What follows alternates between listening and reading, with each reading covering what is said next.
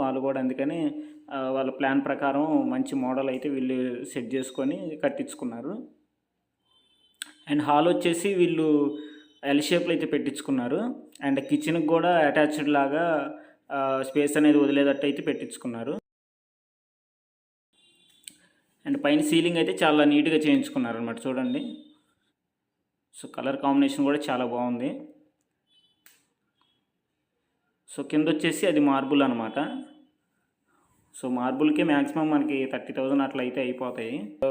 బెడ్రూమ్లోకి అయితే చూద్దాం. సో ఇది వచ్చేసి బెడ్రూమ్ ఫ్రెండ్స్. పొడవు వచ్చేసి 10 అడుగులు అయితే వీళ్ళు వదిలిపెట్టుకున్నారు. అండ్ వెడల్పు వచ్చేసి 12 అడుగులు అయితే వీళ్ళు వదిలిపెట్టుకున్నారు. పైన సీలింగ్ కూడా చాలా నీట్గా చేయించుకున్నారు.